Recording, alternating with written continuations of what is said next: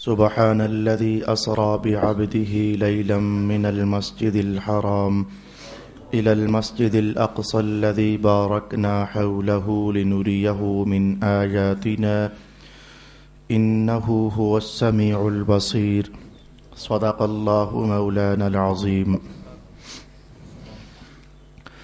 الصلاة والسلام عليك يا سيدي يا رسول الله. الصلاة والسلام عليك يا سيدي يا حبيب الله. الصلاة والسلام عليك يا سيدي يا شفيع المذنبين وعلى آلك وأصحابك يا سيدي يا رحمة للعالمين.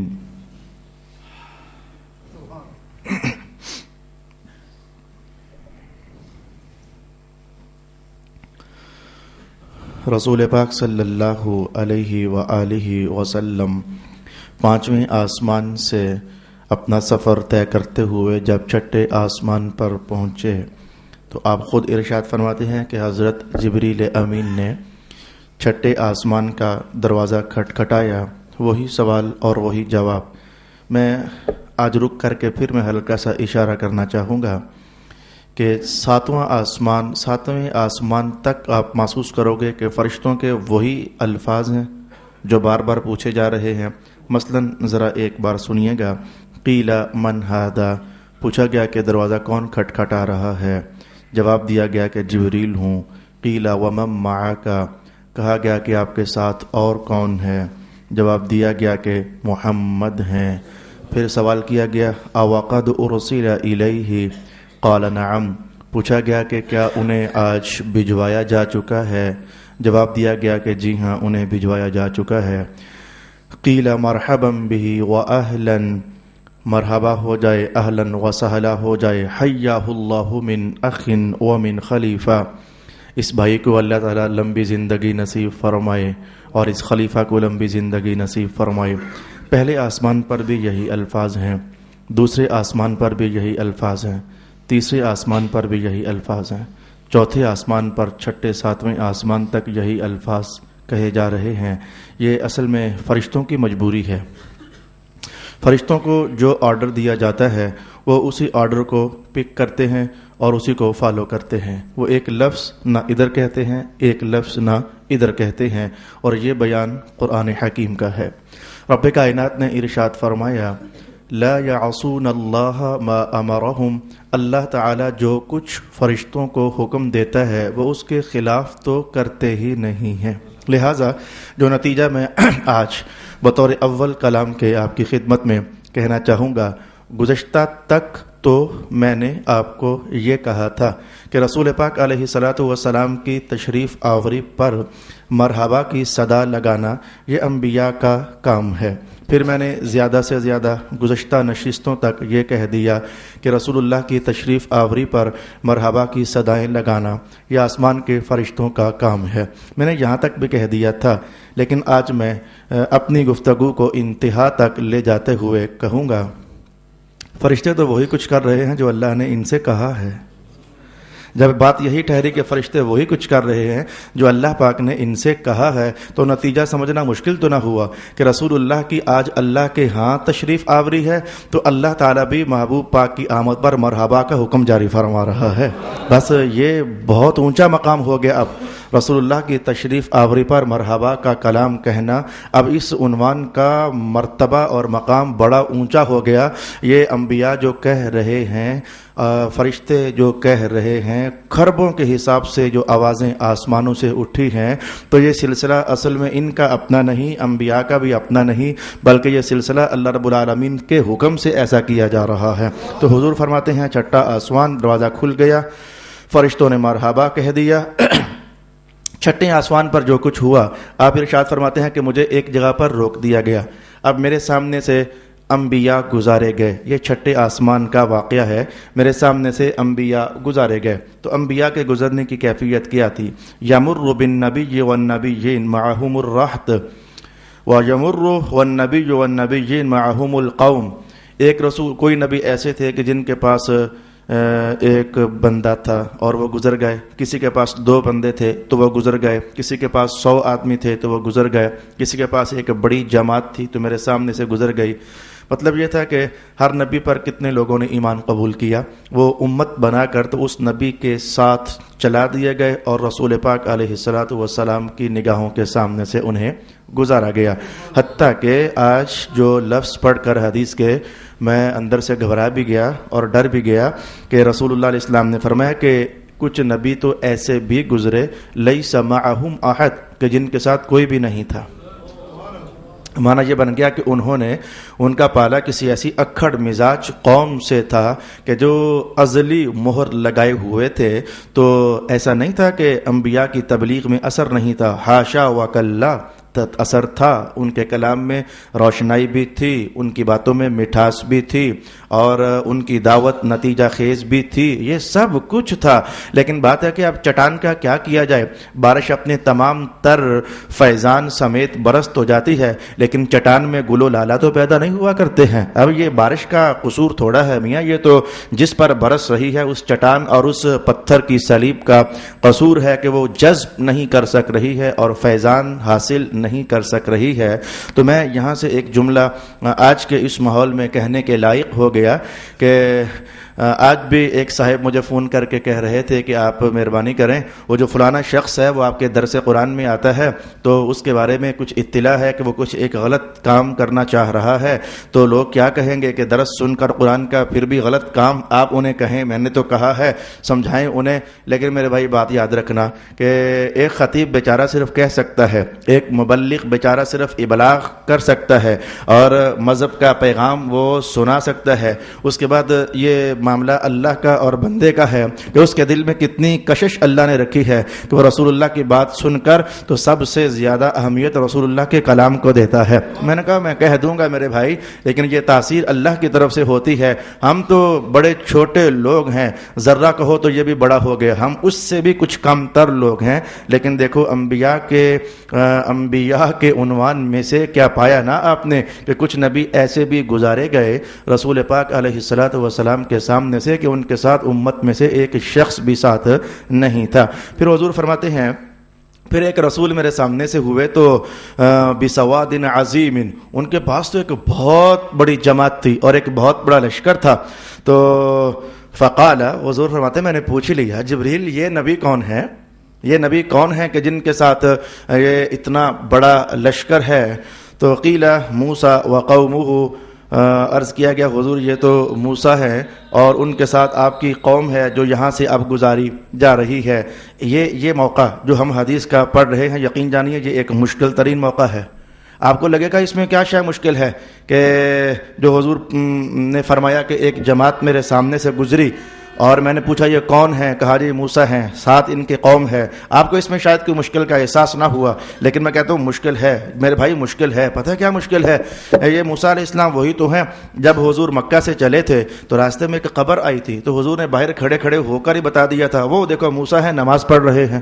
تو وہاں تو موسیٰ علیہ السلام کو پہچانا جا رہا ہے، اور آج جب یہ چھٹے آسمان پر تشریف فرما ہے تو سامنے سے گزر بھی رہے ہیں، لیکن حضور رحمت عالم کا پوچھنا کہ جبریل یہ کون ہے، یہ بات کوئی ہم چھوٹے لوگوں کو ایک دم سے سمجھ آنے والی نہیں ہے۔ البتہ میں جب جواب کی کاروائی آپ کی خدمت میں لاؤں گا تو آپ کے لیے جاننا ذرا آسان ہو جائے گا۔ یہ دیکھو میرے بھائی، یہ گجرخان میں کئی بار ایسا ہوا، ایک صاحب نے سلام کیا، مولانا اکبر صاحب السلام علیکم، وعلیکم السلام، جی مجھے پہچانا ہے آپ نے؟ میں نے کہا جی میں نے آپ کو نہیں پہچانا۔ وہ کہنے لگے جی میں آپ کے سبق کے خطبوں میں حاضر ہوتا ہوں۔ میں نے کہا دیکھو بھائی، آپ میرے سامنے 1000 بیٹھو گے تو آپ نے ایک ہی بندے کو پہچاننا ہے جو کرسی پر بیٹھا ہوا ہے۔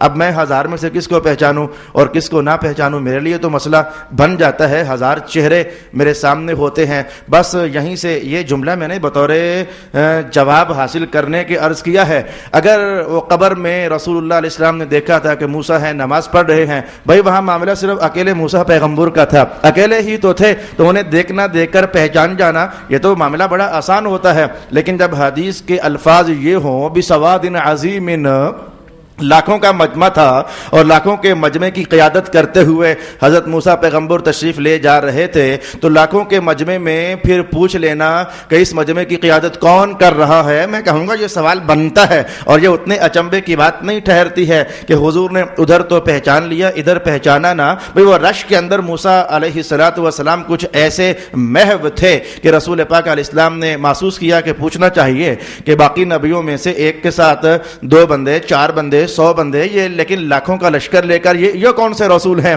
تو جواب دیا گیا کہ یہ حضرت موسیٰ پیغمبر علیہ السلام ہیں۔ ابھی رسول اللہ علیہ السلام نے وہ لشکر دیکھا نا جس پر آپ نے ہمارے تعجب کے یہ سوال کر لیا کہ یہ کون سے نبی ہیں۔ اب جب توجہ میں یہ بات آئی کہ بہت بڑا لشکر ہے، بہت بڑی قوم ہے، بہت بڑی امت ہے حضرت موسیٰ علیہ السلام کی، رب کائنات نے فوراً جبریل سے کہا محبوب پاک سے کہیے ذرا ادھر بھی تو دیکھیں، محبوب پاک سے کہیے ذرا ادھر بھی تو دیکھیں، وَلَكِنْ اِرْفَعْ رَأْسَكَ، حضور ذرا ادھر سر اٹھائیے، سر ناز ذرا ادھر بلند کیجئے۔ تو رسول اللہ علیہ السلام فرماتے ہیں کہ میں نے سر اٹھایا، فَإِذَا بِسَوَادٍ عَظِيمٍ قَدْ سَدَّ الْأُفُقَ مِنْ ذَا الْجَانِبِ وَمِنْ ذَا الْجَانِبِ۔ وہ موسیٰ کا وہ قوم کا لشکر تو گزر گیا، تو جب میں نے ادھر سر اٹھا کر دیکھا تو ایک اتنی بڑی جماعت مجھے نظر آئی کہ وہ اس جانب سے بھی دیکھو تو افق بھرا ہوا تھا، اس جانب سے بھی دیکھو تو افق بھرا ہوا تھا، یعنی اس کے مقابلے میں یہ تو کچھ بھی محسوس نہیں ہو سک رہا تھا۔ تو مجھے کہا گیا ہؤلاء امتک یا رسول اللہ، حضور یہ جو ہے نا کہ جو ہر افق کو بھرتی چلی جا رہی ہے، اللہ نے یہ آپ کی امت ہے جو آپ کو عطا فرمائی ہوئی ہے۔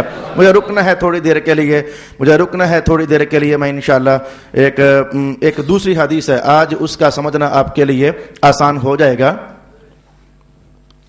امت کا زیادہ ہونا اصل میں یہ اس بات کی طرف اشارہ ہے کہ اللہ رب العالمین نے کس نبی کے پیغام کو لوگوں کے دلوں تک زیادہ رسائی عطا فرمائی ہے، زیادہ اثر ظاہر ہوا ہے۔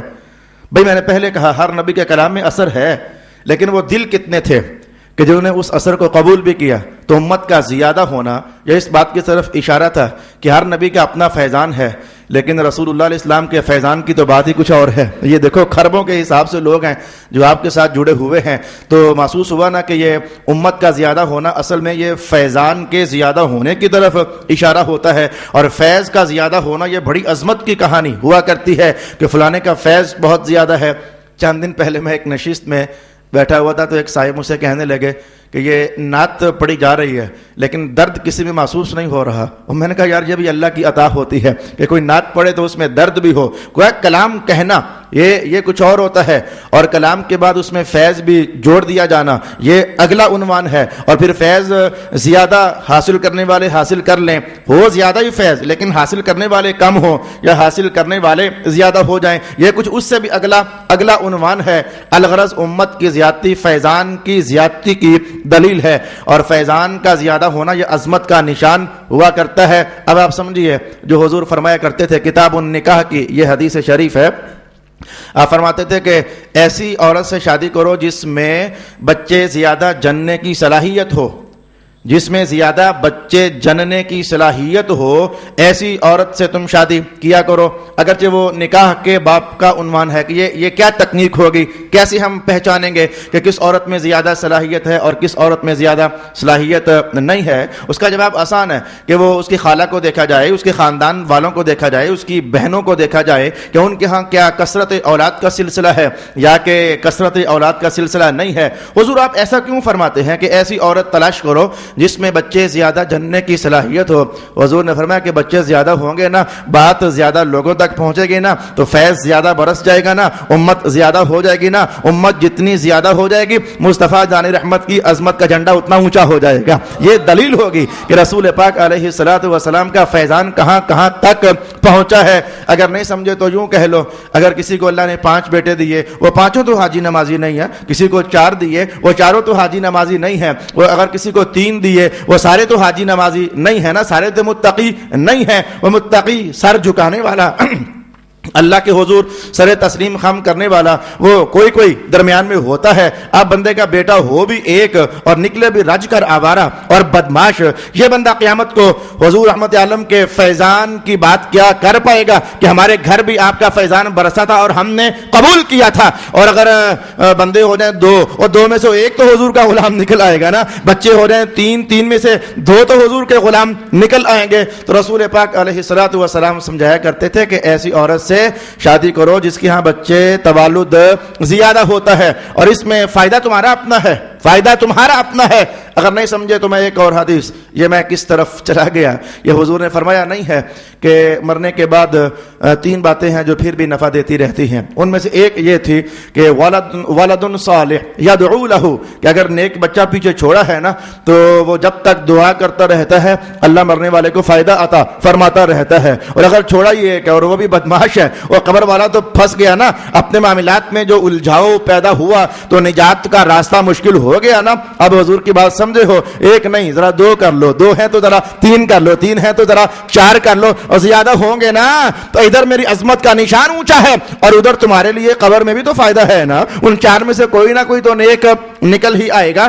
رسول پاک صلی اللہ علیہ وسلم نے فرمایا کہ کہا گیا کہ ہؤلاء امتک, یہ آپ کی امت ہے, اور ساتھ ہی کہا گیا وسوا ہؤلاء 70,000 يدخلون الجنة بغیر حساب. حضور یہ وہ امت ہے جو حساب کے لیے پیش کی جائے گی. ابھی 70,000 لوگ ایسے بھی ہیں کہ جو ان میں داخل نہیں ہیں, وہ اللہ نے الگ سے کھڑے کیے ہوئے ہیں, ان کو اللہ تعالیٰ نے بغیر حساب کے جنت میں داخل فرما دینا ہے. اور رسول اللہ علیہ السلام نے مزید وضاحت فرمائی کہ وہ جو 70,000 ہوں گے جن کو اللہ بغیر حساب کے جنت میں داخل فرمائے گا, ان میں سے ہر ایک پھر ایسا ہوگا کہ جس کے لڑ اللہ نے 70,000 اور جوڑے ہوئے ہوں گے, تو ان کو جنت میں داخل فرما دے گا. صلی اللہ علی حبیبہ محمد وعلی آلہ واصحابہ اجمعین.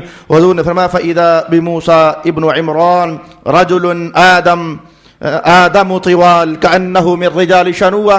جب عرض کیا گیا حضور یا موسیٰ کا لشکر ہے تو حضور نے دیکھا ہاں وہ موسیٰ ہے. فَإِذَا هُوَ بِمُوسَى, حضور نے دیکھا ہاں بھائی واقعی وہ موسیٰ ہے. پھر رسول اللہ علیہ السلام نے اس لشکر میں سے حضرت موسیٰ علیہ السلام پر جب نظر پڑی نا تو فرمایا کہ مجھے پتا کیسے لگا کہ موسیٰ کیسے تھے, میں کہ ان کا قد اتنا لمبا تھا جیسے آدم علیہ السلام کا قد تھا. اصل میں یہ بھی ایک نبیوں کی عظمت کہانی سن لیجئے, یہ بھی ایک نبیوں کی عظمت کہانی سن لیجئے کہ قوم کا نبی, مجھے حدیث کے الفاظ کہنے دیجئے, اگر مسلمانوں صحابہ کی جماعت ہوتی اور اس میں رسول اللہ علیہ السلام نہ ہوتے تو یوں لگتا کہ جیسے حضرت عمر سب سے لمبے قد کے ہیں, ایسا ہوتا. حضرت عمر لمبے قد کے محسوس ہوتے, دور سے پہچانے جاتے.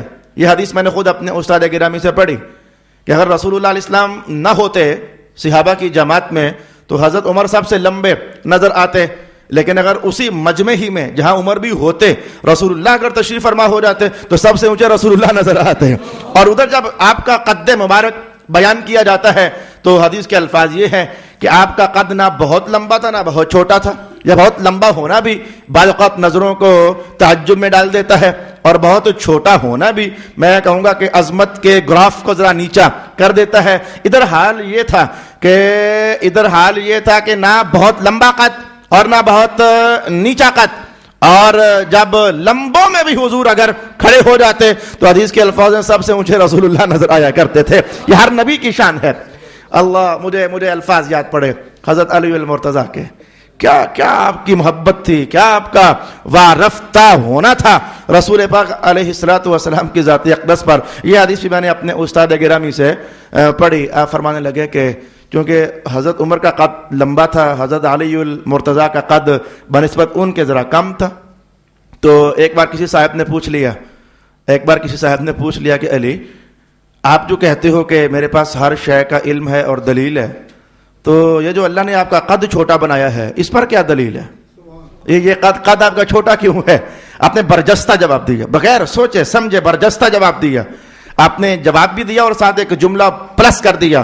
آپ نے فرمایا کہ یہ میرا قد جو چھوٹا ہے نا یہ اس لیے چھوٹا ہے تاکہ رسول اللہ کے قد سے لمبا نظر نہ آئے, چھوٹا چھوٹا ہی نظر آئے. اور ساتھ آپ نے یہ جملہ بولا کہ بالفرض میں علی وہ ہوں کہ اگر میرا قد اگر حضور سے تھوڑا سا لمبا ہوتا نا تو جتنا لمبا ہوتا میں اتنا کاٹ ہی دیتا, اپنا قد ہی میں کاٹ دیتا تاکہ رسول اللہ علیہ السلام سے میں اونچا نظر نہ آؤں. اور ادھر حال یہ تھا کہ رسول اللہ سب سے اونچے نظر آتے. اب دیکھیں نبی کی شان یہی ہوتی ہے کہ قوم جیسی بھی ہو وہ آپ ذرا سب سے بلند مقام ہی میں نظر آتے ہیں. تو حضور نے فرمایا پھر میں نے جب کہا گیا موسیٰ ہے تو میری نظر پڑ گئی وہ لمبے قد والے موسیٰ, حالانکہ قد لمبا نہیں تھا, وہ قوم میں اونچے نظر آ رہے تھے. تو فرمایا کہ ان کا قد مجھے ایسے لگا جیسے آدم علیہ السلام کا قد ہے. اور آدم علیہ السلام کا قد یوں تھا کہ اسے کہتے ہیں ذراع, اس کو 60 بار اور کر لو, یعنی ایک بار اتنا, پھر 2 بار اتنا, پھر 3 بار اتنا, اور پھر 60 بار اتنا. تو آدم علیہ السلام کا قد مبارک اتنا ہوتا تھا. اور حضور نے فرمایا کہ جب کل قیامت والے دن جنت والے جنت میں جائیں گے تو اللہ تعالیٰ سب کو ان کے بابا آدم کے قد میں جنت میں داخل فرمائے گا. جتنا اونچا قد ان کا ہوتا تھا تو اللہ تعالیٰ اتنا قد نصیب فرما کر جنت میں انہیں داخل فرمائے گا. پھر آپ نے فرمایا کہ مجھے ایسے لگا جیسے قبیلہ شنوع کے لمبے مردوں میں سے موسیٰ علیہ السلام ایک ہیں. اور پھر آپ نے اگلی بات بھی بتائی کہ آپ کے جسم پر جو بال تھے بہت زیادہ تھے, اور اگر سفید سوٹ 2 لباس بھی آپ پہن لیتے تو آپ کے جسم کے نیچے سے بالوں کی سیاہی پھر بھی نظر آتی. رسول اللہ علیہ السلام نے مزید یہ بات ارشاد فرمائی, قربت ہوئی فسلم علیہ النبی صلی اللہ علیہ وسلم, کہا موسیٰ پیغمبر سلام ہو جائے. فرد علیہ السلام, سلام کا جواب دیا انہوں نے, اور ساتھ ہی بہیں کھول کر کہا مرحبا بالاخ الصالح, میرے بھائی مرحبا ہو جائے, مرحبا النبی الصالح, صالح نبی مرحبا ہو جائے. ثم دعا له بخیر, پھر رسول اللہ علیہ السلام کے لیے دعائے خیر کی. اور ایک جملہ حضرت موسیٰ پیغمبر نے فرمانے لگے کہ یزعم الناس انی اکرم علی اللہ, انی اکرم علی اللہ, لوگ میرے بارے میں یہ سمجھتے ہیں کہ اللہ کے نزدیک سب سے زیادہ کرامت اور عزت میں موسیٰ کی ہے. لوگ میرے بارے میں یہ سمجھتے ہیں. بھائی باقی سب کے ساتھ 2 بندے 4 بندے 100 بندہ 1000 بندہ, اور موسیٰ پیغمبر کے ساتھ لاکھوں لوگ, تو لوگ مجھے سمجھتے ہیں کہ میں اللہ کے ہاں سب سے زیادہ عزت والا ہوں. بل ھذا اکرم علی اللہ منی, لیکن جو اب آئے ہیں نا آج مہمان بن کر, اللہ نے انہیں مجھ سے بھی زیادہ مقام عطا فرمایا ہوا ہے, یہ مجھ سے بھی زیادہ عزت والے ہیں. فلما جاوزہ النبی صلی اللہ علیہ وسلم, اتنی بات ہوئی, حضور تو آگے چل پڑے, ظاہر ہے سفر ابھی بہت سارا باقی تھا. تو موسیٰ علیہ السلام رو پڑے, بکا موسیٰ علیہ السلام رو پڑے. فقال له ما یبکیک, کہا گیا جی آپ کو کیا ہوا, آپ رو کیوں رہے ہیں, آپ کو کیا ہوا؟ کہنے لگے میں رو اس لیے رہا ہوں لأن غلاما بعث من بعدی يدخل الجنة من امته اکثر مما يدخل الجنة من امتی. یہ خوشی کا احساس ہے, یہ میرا خوشی کا احساس ہے کہ ایک ہی پیغام تھا جو ہر نبی لے کر آیا. بھی اللہ کو ماننا ہے, اس کی بندگی کرنی ہے, بندگی کا انداز یہ الگ الگ تھا نا, لیکن پیچھے روح تو ایک ہی تھی, اللہ ایک اور اسی کی عبادت اور بندگی. تو مجھے یہ خوشی کے مارے میرے آنسو نکل پڑے ہیں کہ دیکھو یہ نوجوان رسول اللہ علیہ وسلم 40 سال سے تجاوز فرما چکے تھے, لیکن صحت مبارک کا کیا حال تھا. کہتے یہ نوجوان آیا میرے بات میں ہے, یہ نوجوان آیا میرے بات میں ہے, لیکن میں جب اس کی امت کو دیکھتا ہوں نا تو اس کی امت میری امت سے بہت زیادہ جنت میں داخل ہو رہی ہے. تو اس خوشی سے میرے آنسو نکل رہے ہیں کہ کیا تاثیر پیدا فرمائی تھی اللہ نے اس کے کلام میں, کیا فیضان بھرا تھا. اللہ نے مصطفیٰ کریم علیہ السلام کے الفاظ میں, مجھے قرآن کی آیت بار موقع یاد آ گئی. رب کائنات نے فرمایا کہ محبوب پیارے, بات ہے کہ پیغام تو ہر ایک نے ہی دیا ہے, پیغام تو ہر ایک نے دیا ہے, لیکن علی لسانی کا وہی پیغام جب آپ کی زبان سے ہو کر چلا ہے نا تو رب کائنات نے ماننے والوں کی کثرت فرما دی ہے. وہی پیغام وہی تھا, لیکن آپ کی زبان سے جاری ہونے کے بعد اللہ نے اس کا فیضان اور زیادہ ارزاں فرما دیا. پھر رسول پاک صلی اللہ علیہ وآلہ وسلم فرماتے ہیں یہ سلسلہ فرشتوں کا میرے ساتھ بڑھتا گیا. 6 آسمان سے ہم تجاوز کرتے ہوئے 7ویں آسمان پر پہنچے. 7ویں آسمان پر ذرا کچھ الگ سے تھا. فرمایا کہ میں نے وہاں بجلیوں کی آوازیں سنی, وہ جو ہم بارش برسے تو چمکتی ہیں. فرمایا کہ رأى فوقه رعدا وبرقا والصواعق, 7ویں آسمان پر بجلیاں چمک رہی تھیں, کڑک رہی تھیں. فاستفتح جبریل, دروازہ کھٹکھٹایا گیا, پوچھا کون, سارا جواب ہوا. ہم جب اندر داخل ہوئے تو فرشتوں نے مرحباً بھی کہا، واہلاً کہا، حیہ اللہ کہا۔ پھر حضور فرماتے ہیں کہ میں نے یہ جو آسمان تھے، میں نے آسمانوں کی تسبیح سنی، یہ آسمان اللہ کی تسبیح بیان کر رہے تھے۔ پھر رسول اللہ علیہ السلام نے وہ جو الفاظ یہ آسمان کہہ رہے تھے وہ الفاظ بھی ارشاد فرمائے، اور یہ آسمان تسبیح کہہ کیوں رہے تھے، حضور رحمۃ اللہ علیہ نے وہ الفاظ بھی ارشاد فرمائے۔ حدیث کے الفاظ سنیے، سبحت السماوات العلیہ من ذی المہابہ مشفقات، یہ آسمان اتنے بڑے ہو کر بھی تو اللہ تعالیٰ کی ہیبت اور خوف کے مارے ڈر رہے تھے، مشفقات لرز رہے تھے، اور کہہ رہے تھے سبحان ربی الاعلی، سبحان ربی الاعلی، سبحان ربی الاعلی۔ بولا ہم بڑے اونچے ہیں لیکن تو ہم سے بھی اونچا ہے، تو ہم سے بھی اونچا ہے، سبحان العلی الاعلی سبحانہ وتعالی۔ فلما خلص، معاملہ اور آگے بڑھ گیا تو فرماتے ہیں جنت کے بالکل دروازے پر، حضور فرماتے ہیں جنت کے بالکل دروازے پر میں نے ایک بندے کو دیکھا، تو اس نے ٹیک لگائی ہوئی ہے، اور ٹیک بیت المعمور کے ساتھ لگائی ہوئی ہے، اپنی شان کے مطابق کرسی لگی ہوئی ہے، علی کرسی مسندا ظہرہ الی البیت المعمور، وہ کرسی لگی ہوئی ہے، کرسی پر ٹیک لگائی ہوئی ہے، پیچھے بیت المعمور ہے اور دروازہ جنت کا ہے۔ اب کیا بیت المعمور جنت کے دروازے پر ہے یا پھر بیت المعمور ہے تو کہیں اور، لیکن آج اٹھا کر کے تو رسول اللہ کی استقبال کے لیے اسے جنت کے دروازے پر کر دیا گیا؟ بھائی میں جانتا ہی نہیں، میں تو اتنے الفاظ کہہ سکتا ہوں جتنے رسول پاک علیہ السلام نے ارشاد فرمائے۔